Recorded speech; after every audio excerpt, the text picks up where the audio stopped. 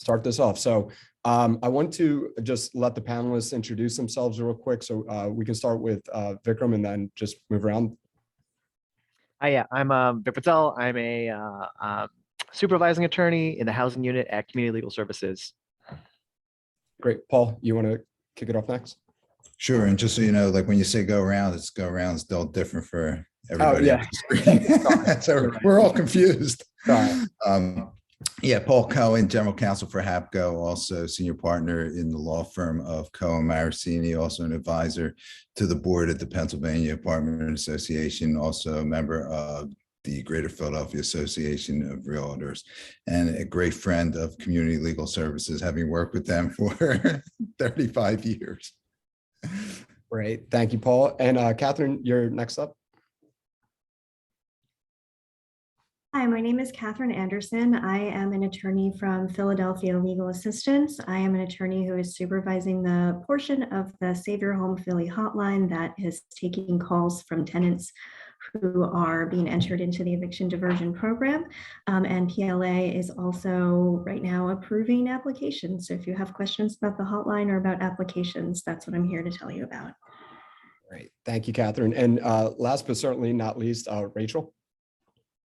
Hi, I'm Rachel Garland. I'm the managing attorney of the Housing Unit at Community Legal Services, where I work with Vic, Paul, and Andre. This is great. Thank you so much for putting this together. We really appreciate your partnership. Paul, as you say, we go way back, working on housing issues together. And I think the Diversion Program is an exciting new program that landlords and tenants will hopefully both find mutually beneficial. And so we are here today to listen to your experiences, answer any questions that we can, and take your feedback to continue to grow and improve the program.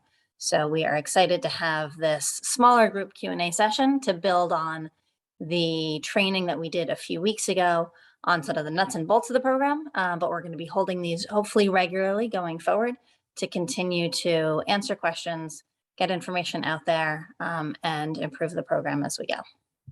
Great. Well, thank you so much, all of you for joining here today.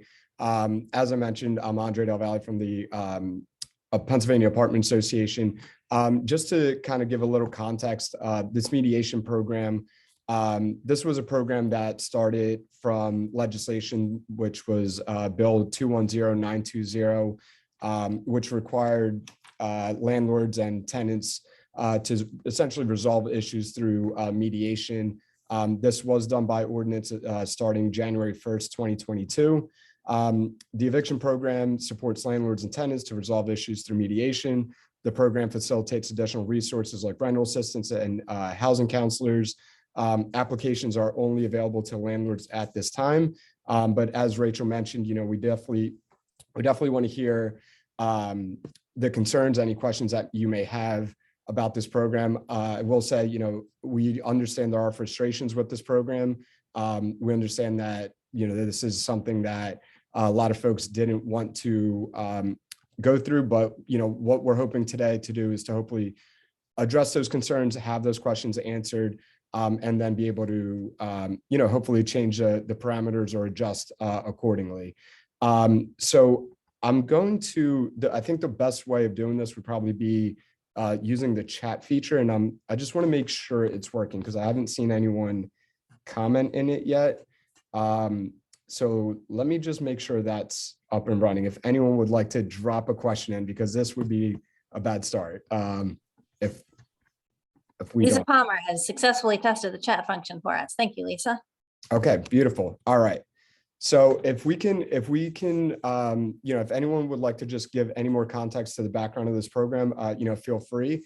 But then I would love to essentially be the moderator of any questions that come in, and that way, we can kind of direct the questions to the right folks. So Vikram, Rachel, Catherine, Paul, anyone else want to add to that? Sure. Yeah. So I guess the history goes back a little bit further. The most recent version is from this bill that went into effect just at the beginning of this year. But yeah, the program initially came out of legislation in the summer of 2020, right? The Emergency Housing Protections Act. So the first version of the program went into effect in September 2020.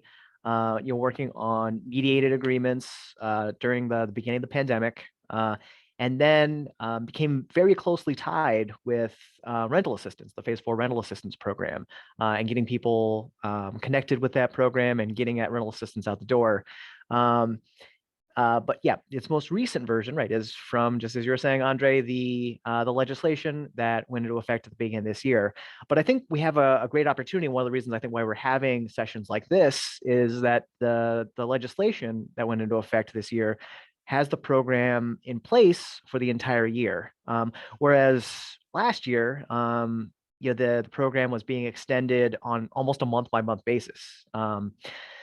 So we have an opportunity and the time in order to make a program and correct, get feedback on a program that works for everybody that's involved. Could I just say something real quick? Yeah, go ahead, Paul. Yeah. So as Vic said, the original program was under the Emergency Housing Protection Act, and it pretty much gave the tenants the opportunity to have a payment plan over 9 months. So if the tenant requested it, the landlord was basically forced to enter into a 9-month payment plan. Then what happened was the next iteration of diversion was tied into rental assistance. And basically, it was a moratorium on evictions. And before you could actually file for the eviction, you had to go through rental assistance. And if the person was getting rental or the tenant was getting rental assistance, then you couldn't go ahead and proceed with the eviction. Now that the rental assistance is no longer available well, you can't apply for rental assistance anymore. Landlords are no longer forced to enter into a 9-month payment arrangement.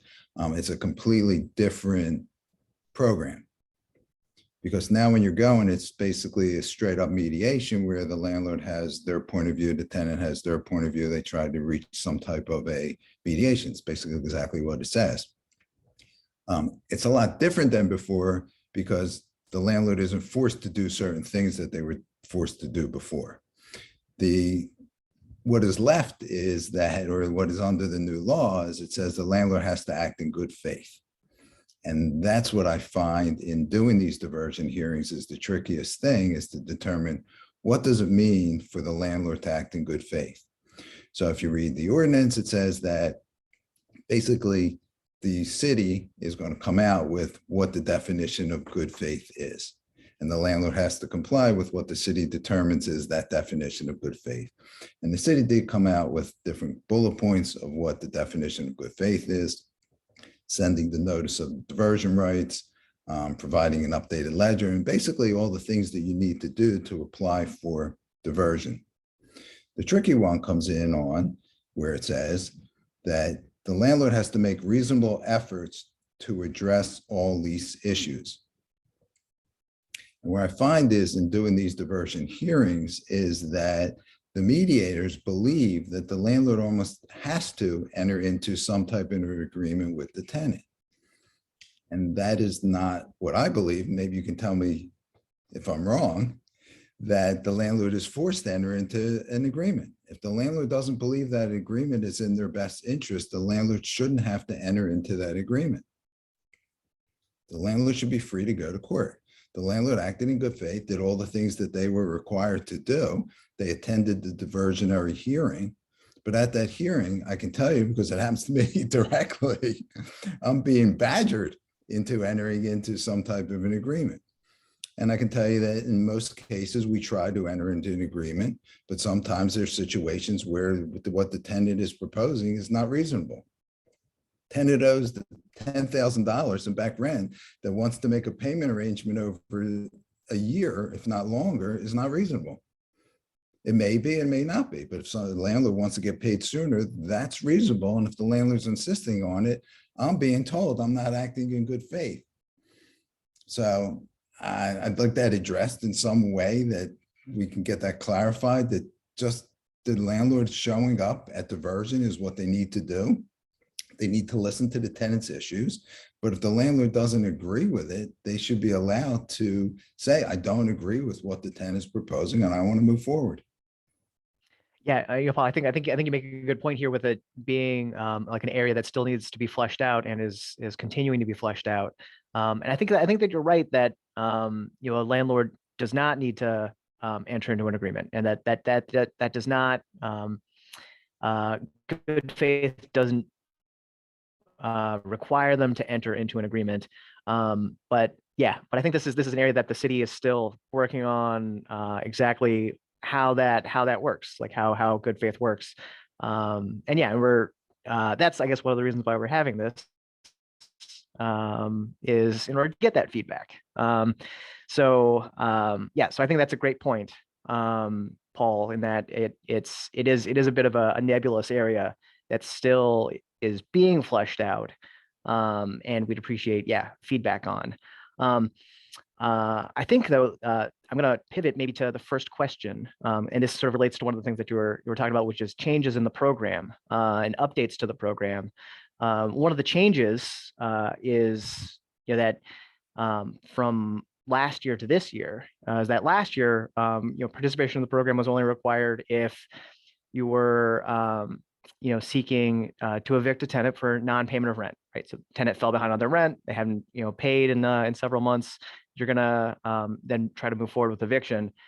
Now it's shifted to I guess any type of an eviction, right? So it's with a very small exception, but still, right, termination of term, breach, non-payment, all of them are now under the program. And I think it was Sani, I guess, who just had a question about whether or not it applies to both month-to-month leases and year-to-year leases. And just as Rachel said in the chat, yes, that is correct. It applies to all leases, and it also applies to all bases for an eviction. So all leases, and it applies for breach, non-payment, and termination of term, meaning lease ended. Thank you, Vikram.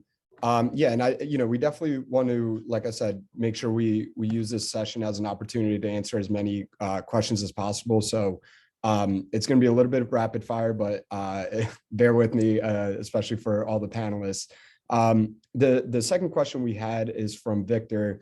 And the question is, are there any numbers on how much money the non-binding portion applying for the first part of the diversion program is causing landlords?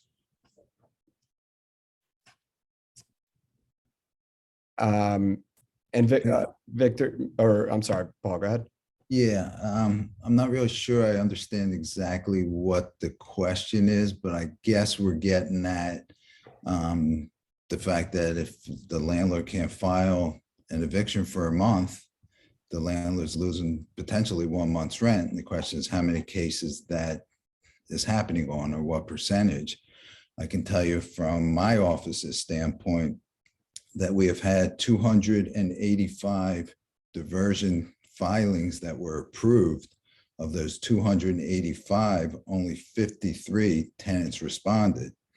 So on the other 232 cases, that was just ended up being just a 1 month delay in us being able to file for eviction.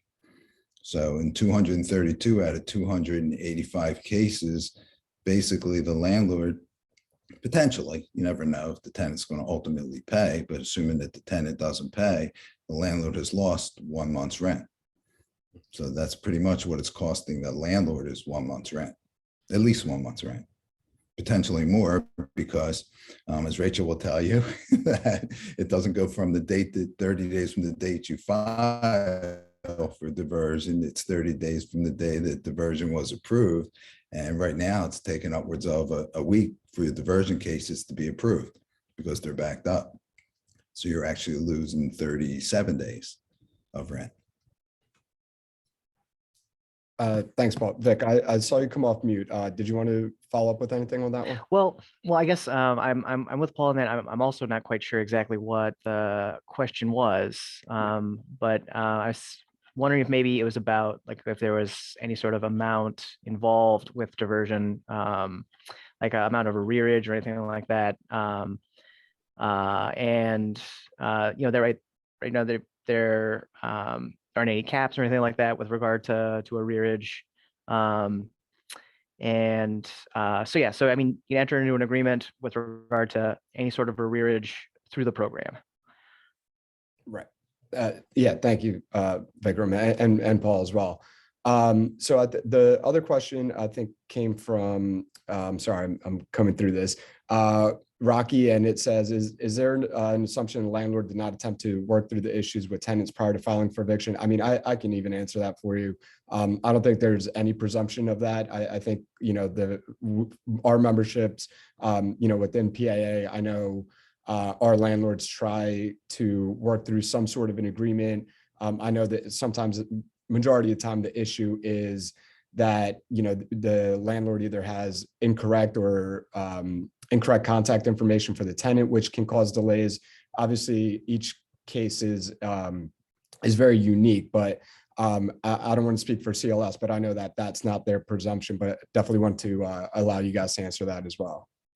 Yeah, I'd say, I mean, that's not our presumption either. But I think what the program has is, in addition to just providing a space for landlords and tenants to you know, work through issues and work out an agreement, right? It also connects tenants with a housing counselor who can connect them with other sort of resources. So even though there isn't, you know, phase 4 rental assistance, there are still a number of other organizations across the city that still have rental assistance. So that's one of the things that housing counselors do, is connect people with resources in order to get an agreement in place. And sometimes also just having that outside party, having a third party in order to mediate that issue, to get both sides to see each other's sides and see eye to eye, can help with resolving that issue. So no, I don't think the presumption is that that, you know, the parties haven't tried to work this out before, but this just provides additional resources in order to try to reach an agreement.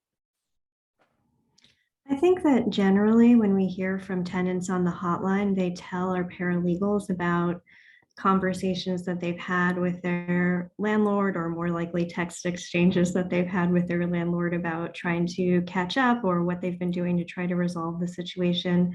And it varies a lot, I think, in what tenants and landlords have and have not tried. But I think that we're really hoping that by giving them kind of a more formal sit down encounter with, well, sit down on the phone, a phone encounter with a third party mediator, that we can make those kind of efforts a little more effective. Thank you, both Vikram and Catherine there. Irene has, I think, more of a statement, and you know, this is definitely something we've heard from our members as well, is that they're so confused. If we, the landlord, are willing to give up all the money to the tenant, they just want their properties back. The landlord no longer wants to wait for the money, just wants to get their properties back at this point. That's definitely, I know I've said this till I was blue in the face with both Vikram and Rachel on a number of calls. You know, this was one of the challenges, I think, with ERAP and some of the challenges procedurally with that program. But I can definitely echo, you know, Irene, your point and your frustration. I know that's something that we're hearing a lot of as well.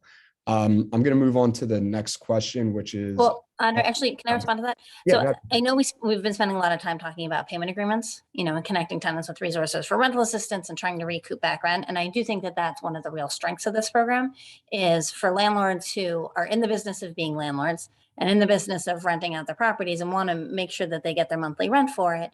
You know, a repayment agreement can be a really valuable way to try and get that back rent, right? If you just sign an agreement that says tenant moves out, no money owed, you don't get to recoup any of that money. And you as the landlord then have to spend time and energy and money renting the unit out to another tenant who may or may not be a good tenant, right? You know, sometimes there's value in dealing with what you know rather than the unknown. But there's also an opportunity through the diversion program to work out an agreement for the tenant to move out.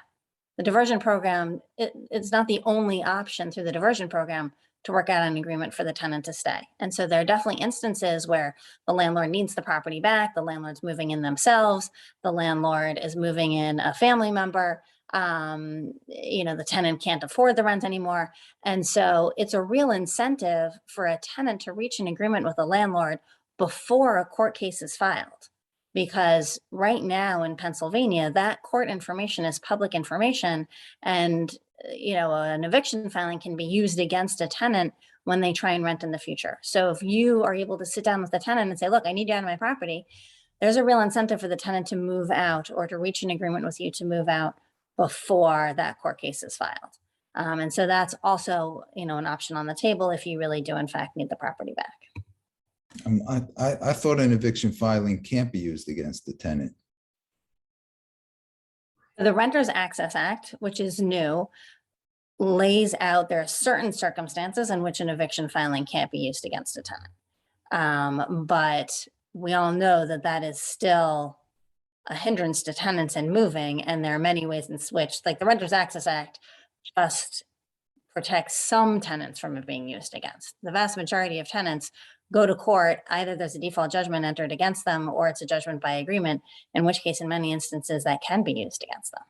Sure, if there's a judgment, but if there's just a filing, it can't. And I think that's one of the other confusions that are that comes into play in the diversionary hearings, is that the counselors believe that just the filing goes against the tenant or can be considered against the tenant. And yes, sure, there may be some landlords that use it against the tenants wrongly because they're not allowed under the Renters Access Act, but just the filing against the tenant cannot be used against the tenant under the Philadelphia law at this point in time. So the landlord should not be using just the filing against the tenant against that tenant. It's only when there's a judgment against the tenant that the landlord can use it. Thank you, Paul. The next question, it's a little loaded, but it's from Mary, and then Mr. Clark, I think, also had a similar theme, is, why does it take, I think the longevity of the applications, why it takes so long to process. Mary's point was, why does it take 45 days, not 30 to process an application? It's not fair that landlords have not been paid for 3 months or more. Essentially, where's the balance between landlords and tenants in this whole program, given that there's a lot of leeway, I think, with tenants in this program, is Mary's point. So in terms of the time that it's taking to approve the applications, we're working as hard as we can to approve as many as possible, as quickly as possible. We aren't really a week behind. Today, we started working on applications that were submitted on the 21st of February. We did get a little bit behind at the very beginning of January because we had an administrative person who was doing the applications who unfortunately had to go on a sudden medical leave. So we had to play a little bit of catch up with that. But right now we're about 3 to 4 business days in order to approve an application. And we're working very hard to kind of keep up the pace as much as we can. So, I definitely hear your frustration about the time that it's taking and having to wait, but we're really working hard to get them approved as quickly as possible. And I think 3 to 4 business days is kind of the reasonable amount of time that you can expect moving forward that it'll take. Is there any way to document when the landlord actually applied for diversion? Because my reading of the law is a little different than Rachel's, and I think that the landlord can actually file an eviction case 31 days after they've applied, but there's no documentation that shows the date that the landlord applied. So it's very hard to go in the court and say, I applied on this certain date. Is there any way to get like a timestamp or some date somewhere on the diversion form so that we can say, here's the date that the landlord applied? I don't really know what kind of auto notices you guys are getting now, or if you get one when you submit an application. Yeah, I thought that there was an auto notice when you submit it, and then another auto notice when it's approved, right? I think so. I mean, I disagree with your interpretation of that statute, and I think the whole program and the folks running the program think that it's 30 days from the day that the application is approved. But I do think that there's an auto notice that goes out to landlords, and it probably would be an email that says kind of like, hey, your application is in. If there's, I could be wrong about that. Yeah, I'm not up on all the auto notices. There's a lot of them. If there's not, Paul, we'll look into it. All right, thank you. Yeah, I was going to say, maybe we can circle back to that one, and once we find out, we can email that out.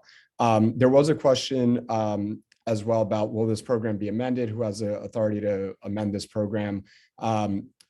Essentially, this program that we're talking about today was done through city council. It was done through legislative action.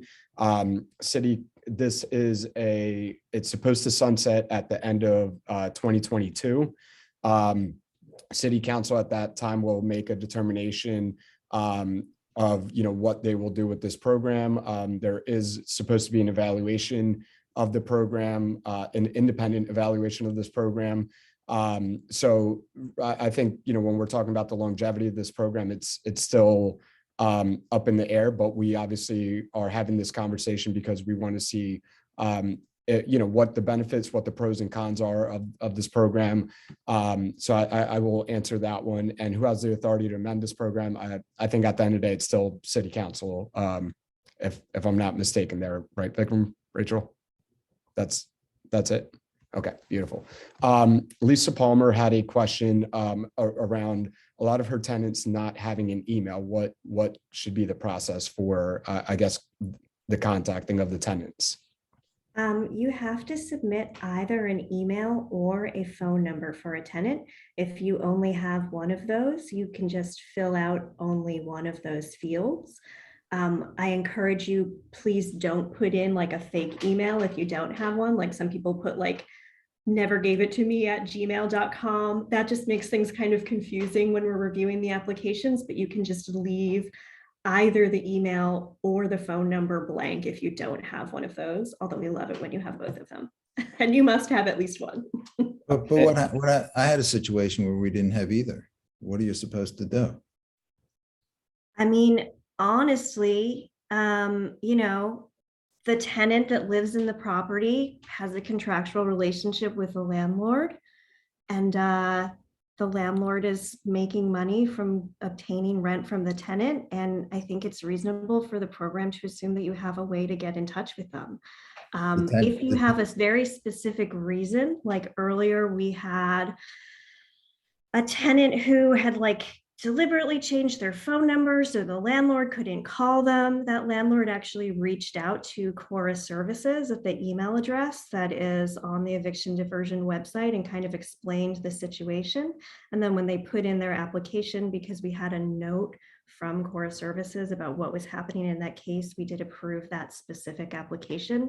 But generally, you have to have a way to get in touch with your tenant. I have a low-income tenant that does not have either an email address or a telephone. He cannot afford it. So what am I supposed to do? I think the thing to do then would be to email Chorus Services and let them know and ask for an exception. Although most very low income people do have some kind of an Obama phone at least. So I don't know. But yeah, I mean, if you have a very specific situation where you want an exception, I think the thing to do is to email Chorus Services. Gotcha. Yeah, and I'll also when we send out all the information, I'll make sure we send that email as well. And Catherine, to Paul's point, this has been one that we've had concerns about as well. I mean, for our memberships, we have 200, 300 units within a specific portfolio, and there is tenants are a very transient community, and we've seen a lot of phone numbers change, a lot of things change, and I'm not saying that our members are not engaging. We're not trying to update that information, but I think it's sometimes easier said than done in all of this. The next one is, if I'm just going to read it. If I don't get rent from a tenant and I lose my mortgage, and who wins here? I think that was more of a statement from Sani. I understand the frustration there. The next one, sorry, why is from Irene. Why should city council dictate to us what we're able to do with our properties? I don't want this to come off rude in any way, but city council is a legislatively elected body who is there to draft legislation, and this is why council hearings, committee hearings, and being engaged throughout this process, whether it's through Paul, myself, is very crucial, because we want to be able to advocate on your behalf and express these concerns to council members. So I hope it doesn't come off rude, Irene. What I'm trying to say is that the city council literally gets elected to be put in these positions to draft the legislation, to set the laws for the city. And this is one of those things. So I guess for our membership, and I don't want to speak for HAPCO, but being engaged in the process, being engaged when it comes to legislation like this, that's how you can really voice your concerns on the front end of it versus, what we're doing now, which is on the back end. And once again, I mean that with the utmost respect to your question, Irene. Carrie said, by the way, I totally agree, Irene. They shouldn't dictate to you what you should be able to do with your property. and Carrie, their question was, did you just say that the diversion programs applies even if the terms of lease is ending? That's correct. Yeah, it wasn't that way last year, but the update for this year, the updated legislation that City Council passed applies for termination of term also. Gotcha. Thank you, Vikram. Sani said, I would love to hear the perspective and insights from Catherine and Rachel on the diversion program. I think we may have already done that there. I'm not sure. Sani, if you wouldn't mind asking or like elaborating on that one, we can come back to you on that. Rocky said, what do you consider a legitimate reason to evict? Lack of payment combined with filthy conditions, vandalizing property, breaking windows, threatening behavior.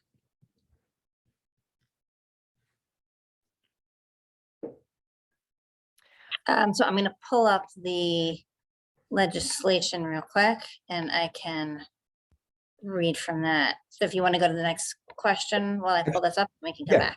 That's perfect. Yeah, and while you're doing that, Rachel, I want to introduce Sue WasserKrug as well. And Sue, I just want to give you a quick moment just to introduce yourself so folks know who just joined. Sorry, had to unmute. Hi, thanks for inviting me. My name is Sue WasserKrug, and I'm the program administrator for the Mediation Division at Cora Services. We generally refer to ourselves as Cora Good Shepherd Mediation. And so we oversee the mediation portion of the Eviction Diversion Program. And, as you know, it's a multifaceted program with a lot of partners. So we are overseeing just the mediation portion. Thanks, Andre. Yep. No, thank you, Sue. And thank you for joining us and for making time today. We appreciate that. Rachel, you want me to go on to the next one or? Nope, I'm ready. All right. Okay, so, and I'm typing it into chats also, so you will have it there in a moment, but it says, so the exception to the version of program is if eviction is necessary to cease or prevent an imminent threat of harm by the person being evicted, including physical harm or harassment. And I will put that into the chat section as well, so you have it. Great. Thank you, Rachel. We had a just real quick to address that issue. That's what the law says, but I can tell you when you go into court, unless you have a really, really strong case, you will not win. So if you just, it's a little bit of harassment, a little whatever's going on, they're breaching the lease, you're not going to win. Because I've had cases where we had what I thought was really egregious and judges are ruling against us. So my suggestion to most people is that go through the diversionary program and don't go the other route, because if you lose, you're back to square one. So it's better to just wait the 30 days and go that route unless you have a really egregious situation.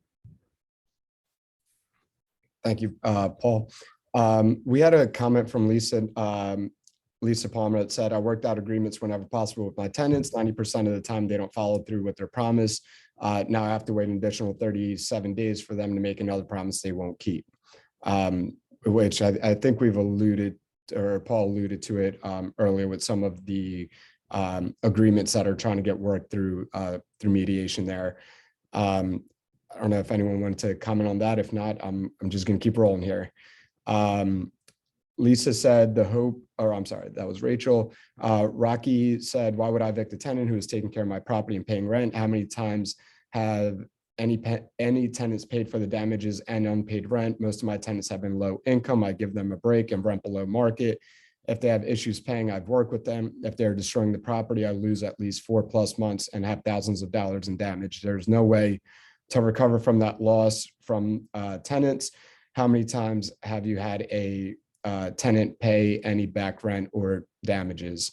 I think more of a comment than a question. But yeah, I'm sorry. I mean, I think I'd like to say, so I'm a lawyer in the housing and community legal services. So I represent tenants, and we don't necessarily get involved at the diversion point. So our involvement in diversion is really around program design and training for the different parts of the diversion program on landlord tenant issues.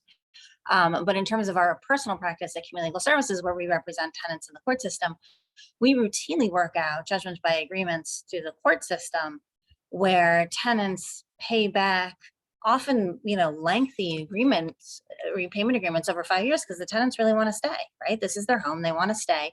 They've had a financial hardship. They haven't been able to get caught up. They don't necessarily know what their options are. And so I, as their attorney, sort of talk them through, here are your options in terms of working on an agreement or speaking to the judge. And most tenants take the agreement, and most of our tenants keep their agreements, because we really talk through with them before they sign an agreement. Is this an agreement that you can keep, right? Like, let's talk about when your next paycheck is. How much do you get out of your next paycheck? Can you, how much can you pay towards the rent? Would it make a difference if the rent was due on this day as opposed to this day? Because the landlords that we negotiate these agreements with, they don't necessarily care if they get their rent on the 6th or the 5th, if that's going to make a difference between them getting the rent or not getting the rent. The bottom line is they want the rent money, which I understand. So if I can help make sure that this is a sustainable agreement that the tenant can actually keep, it's win-win for the tenant and the landlord, right? It works for the tenant because they get to stay. It works for the landlord because they get their money ongoing, but they also get, towards the back amount. So I think the diversion program is hoping to recreate that in a lower stakes environment, right? Where landlords and tenants for whom the court system is not, right? Like I recognize that the court system is a tough place for landlords also, right? I'm focused on that it's a tough place for tenants, but I recognize, and I've heard from a lot of landlords, especially those who don't have attorneys, that it's really hard to navigate the court system. And so the hope is that the diversion program is an easier process with lower stakes, that when a landlord and tenant have not been able to work it out on their own, and I genuinely believe that many landlords and tenants do try and work it out on their own, but when they're not able to work it out on their own, that instead of jumping straight to court, that there's an opportunity with the help of a housing counselor, with the help of a mediator, to try and work out an agreement that they can keep. That's my stump speech. But Sue, maybe from the mediation perspective, you can kind of share what you hear from the mediators involved in the program as to sort of the success of these agreements, and are tenants keeping them or not? Mm-hmm. Thank you, Rachel, because you hit on a lot of points that we often, say or share as mediators. First of all, we see this as an opportunity, as Rachel said, for you to sit down together and figure out, all right, what is it we need to get straight here? I can't tell you how often I'm in a mediation where someone says, oh, I didn't know that that's, what was going on, or just, I didn't understand what was happening in your life, why your income was reduced, things like that. Well, given that, can you pay this much? It's just an opportunity to sit down and talk. And we do find that, when we have the tenant and the landlord, the property owner together, there's some communication that is occurring now for the first time that maybe hasn't occurred in the past. And it helps, as mediators, what we often see is that in the future, when an issue comes up, because another issue is going to come up, right? We're humans, we have differences. The fact that you've been through the mediation and had that experience communicating and listening to each other can go a long way in terms of resolving future issues that might come up between a landlord and a tenant. As far as and I don't know what happened. I apologize. I don't know what happens, 3 months after the mediation session occurs. We do occasionally have either landlords or tenants who reach back out to us and say, hey, we're having some problems fulfilling this agreement. What should we do? And we invite them back to mediation, and quite often that works. Okay, turns out something came up. We can't actually fulfill, paragraph 1. Let's talk about it. How can we revise it? So there's no doubt there are situations where tenants reach agreements and tenants actually pay in accordance with the agreement that they reached. But to Rocky's point, Rocky is a good landlord. Rocky has been a landlord probably for a really long time. He deals with tenants all the time. And when a tenant has a problem, he works with that tenant. And he tries to reach an agreement. And if he's able to reach an agreement, and as Rocky is saying in his comments, it costs him a lot of money to evict a tenant. He's not looking to evict a tenant. That's the last thing he wants to do. But he needs to know that the tenant's going to pay. So he talks to the tenant, he works with his tenants, and he tries to reach agreement. But when it gets to the point where he can't, then he has no choice but to proceed with an eviction. And now what happens when you have a good landlord like Rocky, he has all these barriers that are now put in place by the city. So the first barrier was, Rocky, you have to enter into a 9-month payment agreement with these people. Okay, now in that 9-month payment agreement, if the tenant doesn't pay, where's he at? Well, he can't file for eviction, because the next thing that happened over time was the tenant was applying for rental assistance that they were never going to get. Okay, but they applied for the rental assistance, and now Rocky can't proceed with an eviction again. And now here we are where they can finally apply for an eviction on a tenant he's been working with all this time. And the city says, nope, sorry, you got to wait another 30 days and go to diversion. So for someone like Rocky, he doesn't need to go diversion. He's already tried to work with this tenant. This is just another 30-day delay. And that's the concern. The tenants,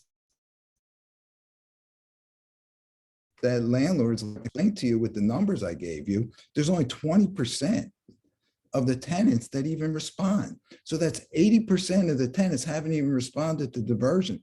That's 80% of the tenants that just created another 30 days of non-payment of rent for landlords like Rocky. And it's just not right. And to actually just to follow up, I think there's a perfect segue into the next question. And I'm going to combine a few of them because it seems similar themes.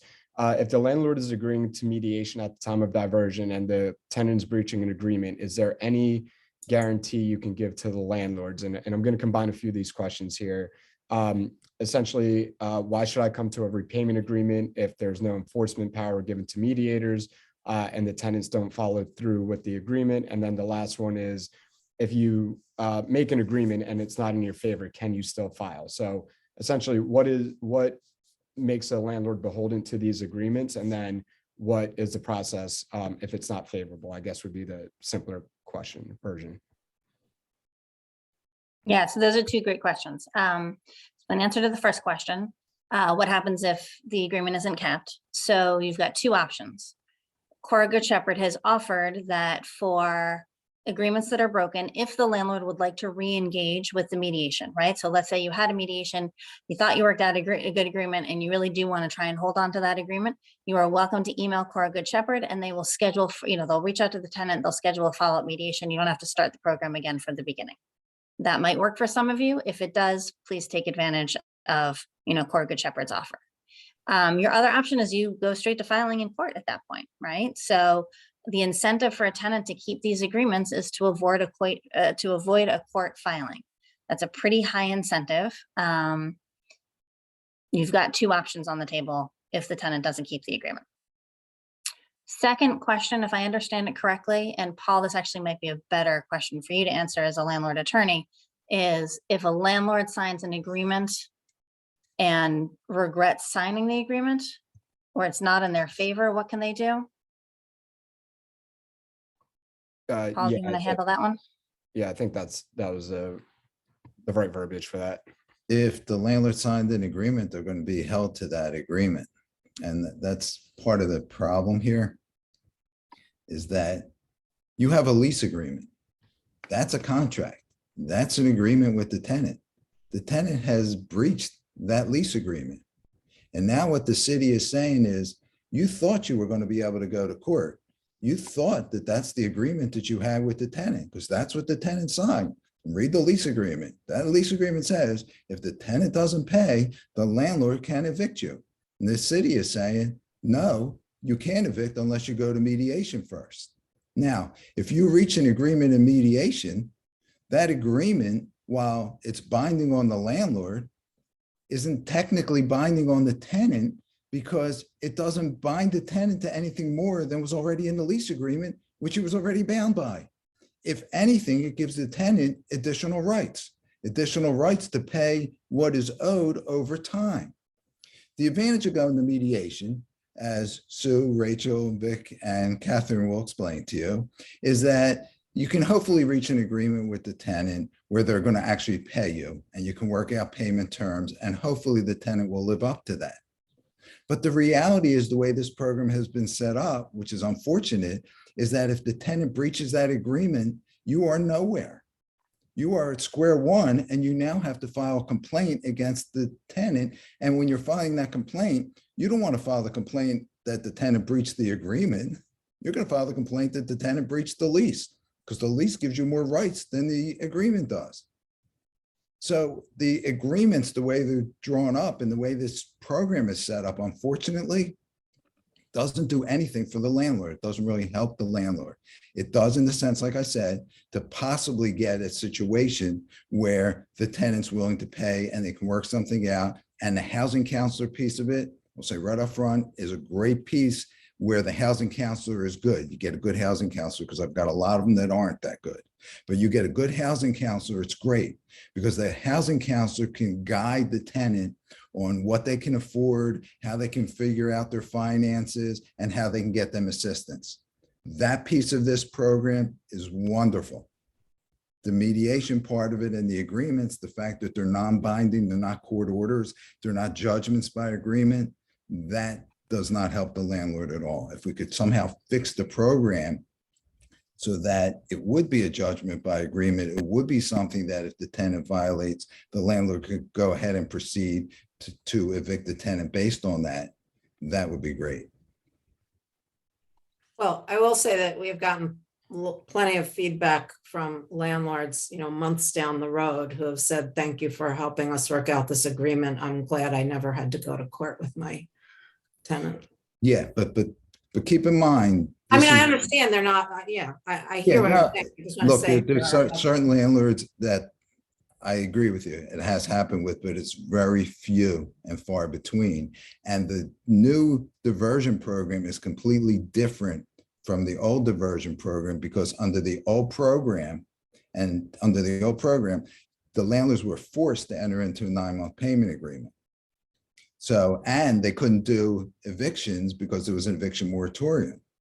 So at that point, landlords were thrilled to get anything. So the fact that you were able to have a process where you could get the tenant before a quasi judicial court, some authoritative, I don't know what you want to call mediation, some process that they could actually speak with someone and the landlord could start getting money, it was great. That's not the situation with this current program. This current program is not like that at all. And I haven't talked to one landlord under this new program that said, yeah, I like this program. This is a great program. This is a great thing. All the landlords I talked to say, this is terrible. This is just an extra 30 days of free rent for the tenants.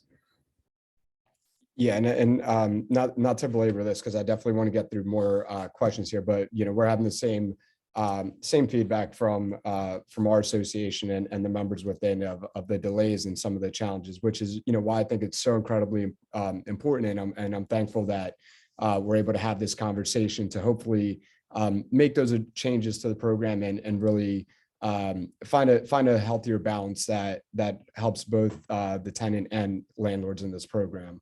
Pauline had a question of who will evaluate the program. Will landlords get their say?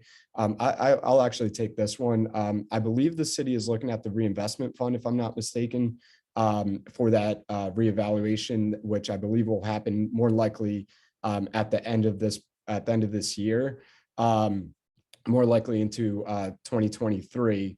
But landlords, one of the things that we did in the legislation was we did want to make sure that we did have a voice and a seat at the table. And we did have the commitment from the council member in that. So we're obviously going to continue to have the conversation, discuss the program, the changes, and obviously we're hoping to continue to be at the table in a productive manner. So thank you, Pauline, for that question. Irene had, while tenants have received all sorts of support, free legal advice, we the landlords are suffering. I have been strongly recommending selling portfolios and getting out of Philadelphia. Unfortunately, there will be no benefit to tenants since this will only create housing shortages as well as increase the number of homeless shelters. But once again, we can thank Philadelphia laws.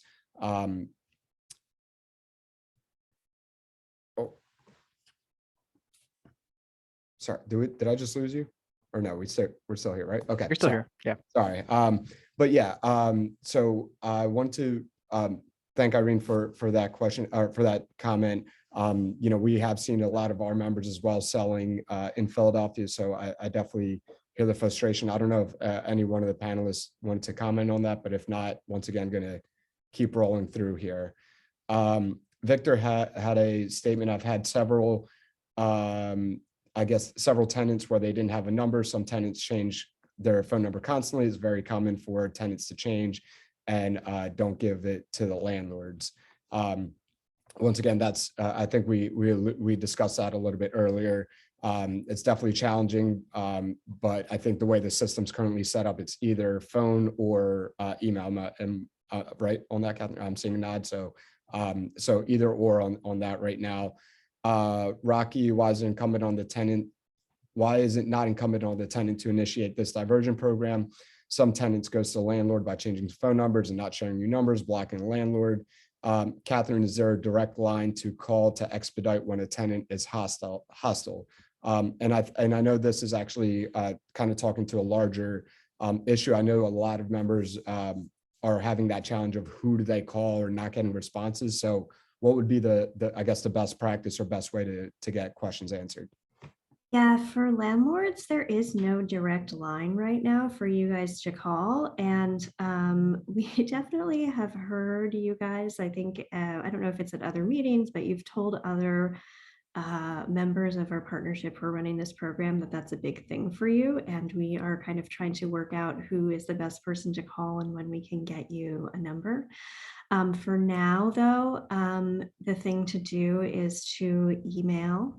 I believe it's Eviction Diversion Program at coraservices.org. And that's an email that's going to go to one of Nancy's staff and Sue, one of Sue's staff. Maybe it will go to Nancy, who's another person who works with Sue, and they will respond to your questions about, what is happening with your applications or questions just about the process in general. Yeah, and we would just ask for your patience. That a lot of times when you call someplace and you hear a recording that says due to an unusually high volume of calls, there will be a wait time of 5 hours.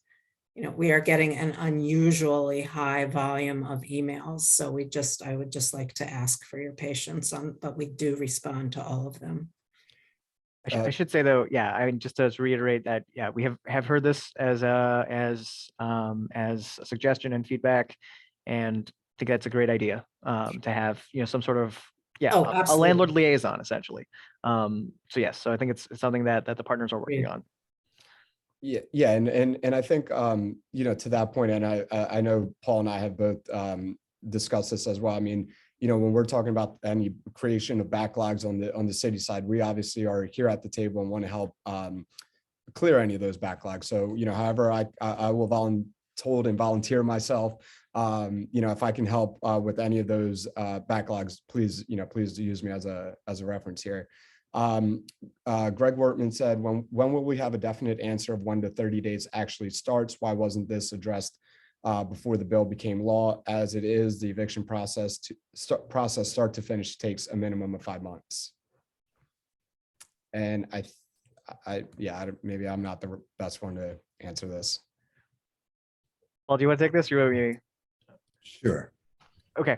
So in the bill, it says that the landlord has like one of the requirements, it goes to different requirements. And one of them says that the landlord has participated in the eviction diversion program in reasonable good faith as defined by the city for no less than 30 days.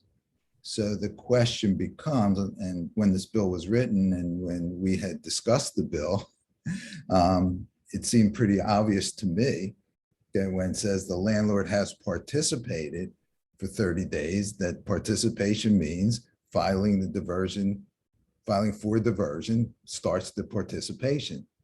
I don't know when it became interpreted that the I can't even speak now. The participation starts when diversion was approved. When did that happen? Like, who made that determination?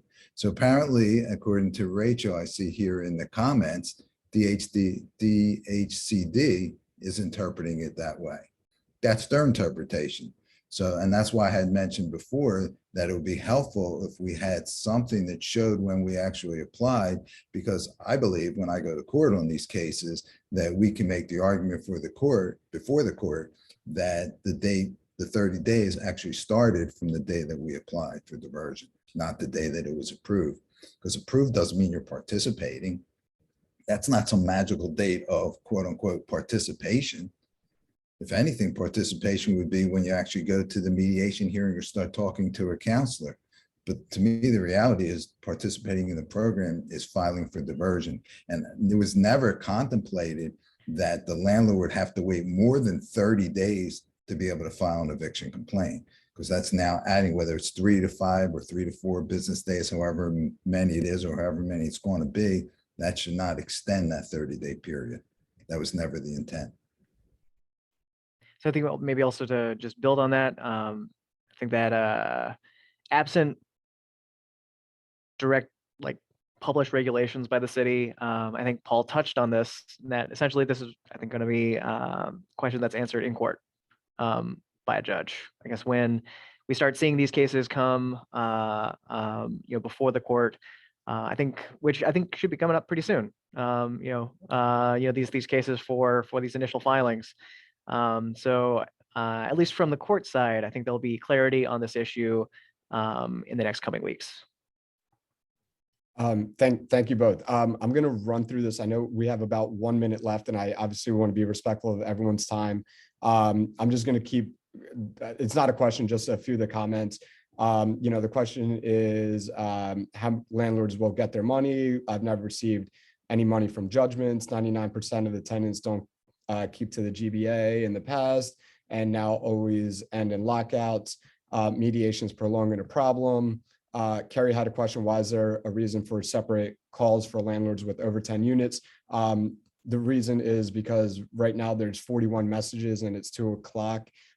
We just wanted to make sure we were trying to be as respectful of everyone's time, but we also wanted to make sure that we answered as many questions. And if we had 80, 90 people on this call, we wouldn't get to half of the questions. So it wasn't anything that there's different legal requirements or anything like that. It was just really to try and get you to have the most benefit from this call. Outside of that, I'm really sorry. There's about 40 more messages. I know we're not going to get through it. But Catherine, if you wouldn't mind, would you mind dropping into the chat the email for Cora that folks can reach out to? I think that'll be helpful. I'll also make sure when I send this over to HAPCO with the recording, I'll make sure we put that email in there as well. And as always, if you have any questions, I know Paul does phenomenal work, and Greg over at HAPCO as well. Myself over at the Apartment Association, we're obviously engaged in a lot of these conversations. Obviously, this isn't the perfect program, as we've clearly heard today, but we want to be able to address a lot of the concerns and hopefully move in a more positive and more balanced approach to this program in the future. With that, I unfortunately do have to end this call, but I would like to, I'd love to thank Vikram, Catherine, Sue, Paul, Rachel for joining us. I know We probably could have had this conversation for another 4 hours, but really appreciate you both, all of you taking the time today. And, you know, as always, if we can answer any questions, let me know. But I appreciate you all, and thank you so much for making this happen. All right. Okay, thanks everyone, and thanks Sue especially for making this program as best as you can under the circumstances. We do appreciate it. Thank you. All right, folks. Well, enjoy the rest of your day, and we'll hopefully see you guys soon.